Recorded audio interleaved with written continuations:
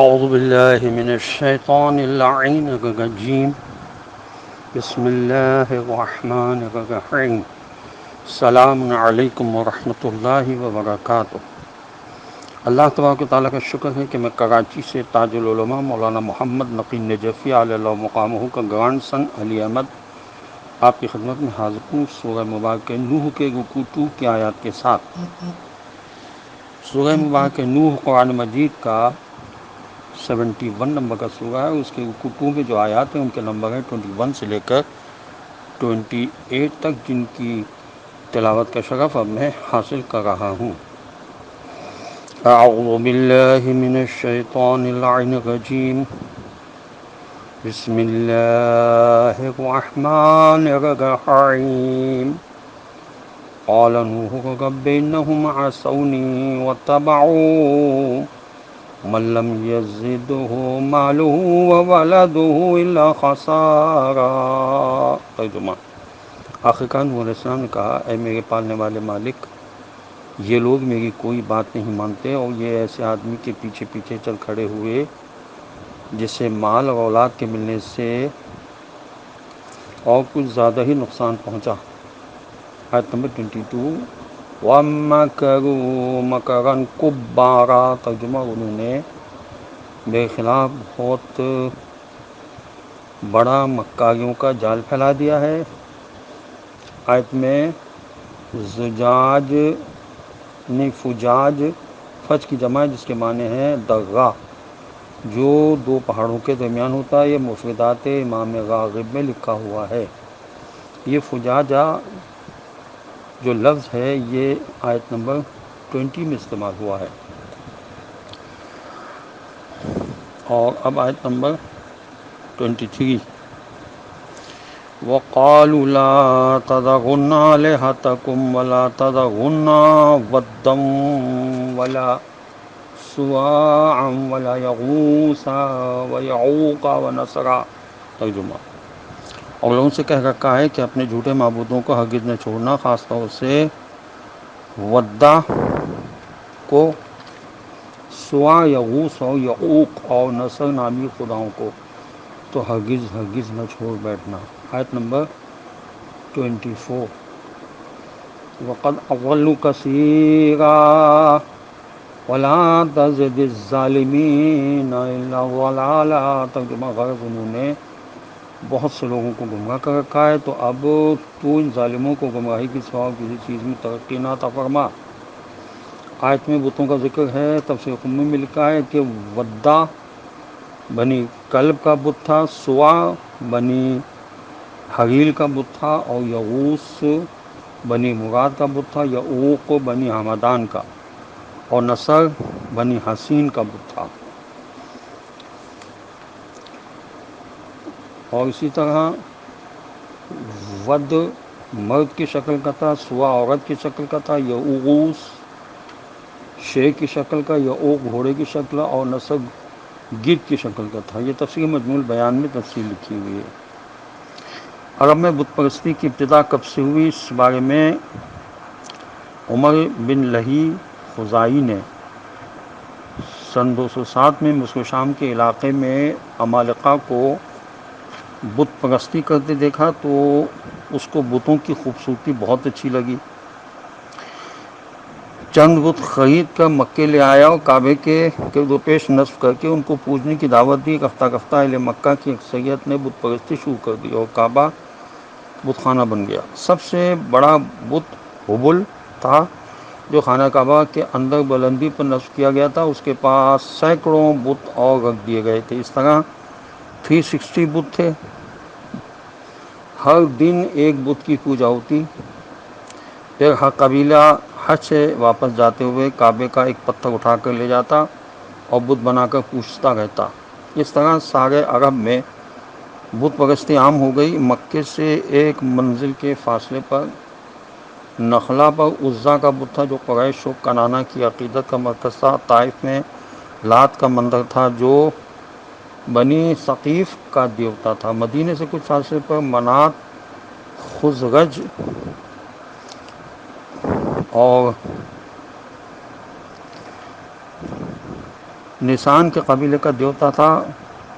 نجران کا قبیلہ حمدان یعوق کو پوجتا. یونسا کے اطراف میں قبیلہ حزیل کا بت سوا تھا. اور دومت الجندل میں کلب قبیلے کا دیوتا ود تھا. یہ تفسیر برہان میں، تفسیر انوار النجف میں اس کی تفصیل لکھی ہوئی ہے. آیت نمبر 25. مما خطیئاتہم اغرقوا وادخلوا نارا فلم یجدوا لہم من دون اللہ انصارا. ترجمہ: چنانچہ وہ اپنے ہی جرموں کی وجہ سے ڈبو دیے گئے، پھر آگ میں جھونک دیے گئے، انہوں نے اپنے لیے اللہ سے بچانے والا کوئی مددگار نہ پایا. آیت نمبر 26. وقال نوح رب لا تذر علی الارض من الکافرین دیارا. ترجمہ: نوح علیہ السلام نے بد دعا کی، میرے پالنے والے مالک ان کافروں میں سے کسی کو بھی زمین میں رہنے بسنے والا نہ چھوڑ. آیت نمبر 27. انک ان تذرہم یضلوا عبادک ولا یلدوا الا فاجرا کفارا. ترجمہ: کیونکہ اگر تو نے انہیں چھوڑ دیا تو یہ تیرے بندوں کو گمراہ کریں گے اور ان کے ہاں بہت برے کام کرنے والے فاجر اور ابدی حقیقتوں کا انکار کرنے والے کافروں کے سوا کوئی پیدا بھی نہیں ہوگا. خداوند عالم کا یہ فرمان ہے کہ نوح علیہ السلام کے قوم والے غرق کر دیے گئے اور پانی میں غرق ہوتے ہی آگ میں جھونک دیے گئے. وہ ایسے مجرم تھے کہ ان کو سزا دینے کے لیے قیامت کا انتظار بھی نہیں کیا گیا، کیونکہ ان کی حرکتیں حد درجہ خراب تھیں. دوسرا مطلب یہ ہے کہ ان کو جہنم کی آگ میں نہیں بلکہ عالم برزخ کی آگ میں جھونک دیا گیا. یہ تفسیر فصل کتاب میں علامہ علی نقی صاحب نے لکھا ہے. حضرت امام محمد باقر علیہ السلام سے پوچھا گیا کہ حضرت نوح علیہ السلام کو کیسے معلوم ہوا کہ یہ لوگ اب بھی کفر و انکار کو نہ چھوڑیں گے؟ تو امام علیہ السلام نے فرمایا، تم نے نہیں پڑھا کہ حضرت نوح علیہ السلام نے اپنے اس علم وحی کے ذریعے کہ انہ لا یؤمن من قومک الا من قد آمن، کہ تمہاری قوم میں سے جو ایمان لا چکے ان کی سوا کوئی بھی ایمان نہیں لائے گا. تو اپنی دعا میں فرمایا کہ میری قوم میں سے اب کوئی ایمان نہیں لائے گا سوا ان کے جو ایمان لا چکے. یہ تفسیر صافی، تفسیر قمی میں اور تفسیر انوار النجف میں لکھا ہوا ہے. اس رکوع کی اور اس سورہ کی آخری آیت نمبر 28. رب اغفر لی ولوالدی ولمن دخل بیتی مؤمنا وللمؤمنین والمؤمنات ولا تزد الظالمین الا تبارا. ترجمہ: اے میرے پالنے والے مالک، مجھے، میرے ماں باپ کو اور ہر اس شخص کو جو ایمان رکھتے ہوئے میرے گھر میں داخل ہو اور تمام ایماندار مردوں اور عورتوں کو اپنی رحمت سے ڈھک لے، معاف کر دے اور ظالموں کے لیے ہلاکت اور بربادی کے سوا کسی چیز میں اضافہ نہ فرما. سب سے پہلے خود اپنے لیے حضرت نوح علیہ السلام نے دعا فرمائی، اس کے بعد اپنے ماں باپ کے لیے دعا فرمائی، پھر اپنے متعلقین کے بارے میں دعا کی، صرف ان کے لیے جو مومن تھے، پھر سارے اہل ایمان کے لیے دعا کی. نیکی کو گھر سے شروع کیجیے. Charity begins at home. خداوند عالم ہمیں بھی حضرت نوح علیہ السلام کی دعاؤں میں شامل فرمائے، آمین. یہاں حضرت نوح علیہ السلام کا تھوڑا سا تعارف جو مورخین نے لکھا ہے کہ حضرت نوح علیہ السلام کا اصلی نام عبد الغفار یا عبد المالک یا عبد الاعلیٰ تھا، مگر کیونکہ برسوں قوم کے غم میں نوحہ کرتے رہے اس لیے نوح علیہ السلام کہلائے. آپ علیہ السلام کے والد ماجد کا نام لمک یا لامک تھا. یہ بات مسلم ہے کہ آپ علیہ السلام نے بہت طولانی عمر پائی. قرآن مجید کے مطابق 950 سال اپنی قوم کو ہدایت فرماتے گئے. حضرت نوح علیہ السلام کے بیٹے حام، سام، یافس کی نسلیں دنیا میں پھیلیں اور انسانی نسل ان بیٹوں سے باقی رہ سکی. حام کی نسل افریقہ گئی، سام کی نسل مشرق وسطیٰ میں آباد ہوئی اور یافس کی نسل چین میں آباد ہوئی. یہ اعلام القرآن میں لکھا ہے اور فرہنگ قصص القرآن میں بھی لکھا ہے، بیاہ الانوار میں بھی ہے اور تفسیر نمونہ میں بھی اس کی تفصیل موجود ہے. مسجد کوفہ کی فضیلت کے بارے میں تفسیر برہان میں لکھا ہے کہ حضرت امام جعفر صادق علیہ السلام سے روایت ہے کہ آپ علیہ السلام نے فرمایا کہ مسجد کوفہ میں نماز پڑھو، کیونکہ اسی مسجد میں حضرت نوح علیہ السلام کا گھر تھا۔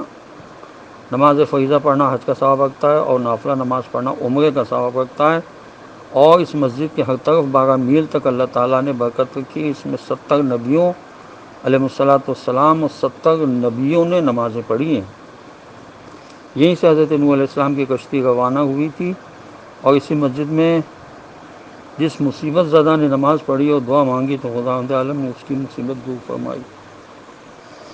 تفسیر مجموع البیان میں لکھا ہے کہ حضرت امام جعفر صادق علیہ السلام سے روایت ہے کہ ایک مرتبہ جناب امیر المومنین علیہ السلام مسجد کوفہ میں تشریف فرماتے کہ ایک شخص نے آ کر عرض کی کہ حضور میں خوشنودی خدا کے لیے مسجد اقصیٰ کی زیارت کے لیے جا رہا ہوں، لہٰذا جناب کی قدم بوسی کے لیے حاضر ہوا ہوں۔ تو آپ علیہ السلام نے فرمایا کہ اگر ثواب کی غرض سے تو اپنی سواری کو فروخت کر دو اور زاد راہ کو کھاتے رہو اور اس مسجد میں نماز پڑھو، کیونکہ اس مسجد میں نماز فریضہ ادا کرنا حج کا ثواب رکھتا ہے اور نافلہ عمرے کا ثواب رکھتا ہے، اور اس کے ہر طرف 12 میل تک اللہ تعالیٰ نے برکت رکھی ہے۔ اس لیے کہ یہاں پر 70 نبیوں علیہ السلام اور 70 ولیوں علیہ السلام نے نماز پڑھی ہے، اور اسی مسجد سے حضرت نوح علیہ السلام کی کشتی روانہ ہوئی تھی، اور اس مسجد میں مصیبت زدہ کی دعا قبول ہوتی ہے۔ یہ تفسیر برہان میں لکھا ہے۔ عذاب خدا کی آمد سے 40 سال قبل اللہ نے عورتوں کو بانجھ اور مردوں کو ناقابل اولاد قرار دیا تھا۔ بوقت عذاب حضرت نوح علیہ السلام کی قوم میں کوئی نابالغ نہیں تھا۔ یہ تفسیر مجموع البیان میں لکھا ہے۔ خداوند عالم کی بارگاہ میں دعا ہے کہ ہمیں قرآن کی تفسیر اور قرآن سے متعلق معلومات حاصل کرنے کا شوق پیدا ہو، اور ہم قرآن کی تفسیر اور قرآن سے متعلق معلومات حاصل کرنے کے لیے 24 گھنٹوں میں سے کچھ وقت ضرور نکالیں، تاکہ ہم امام زمانہ عجل اللہ تعالیٰ فرجہ شریف کی آمد کے لیے زمینہ فراہم کر سکیں۔ اور دعا ہے کہ خداوند عالم امام زمانہ عجل اللہ تعالیٰ فرجہ شریف کے ظہور میں تعجیل فرما دے، اور ان کے آوان و انصار میں ہمیں شامل ہونے کی توفیق نصیب ہو۔ وآخر دعوانا ان الحمد للہ رب العالمین، وصلی اللہ علی محمد وعلی آلہ الطیبین الطاہرین المعصومین المظلومین۔ والسلام علیکم ورحمۃ اللہ وبرکاتہ۔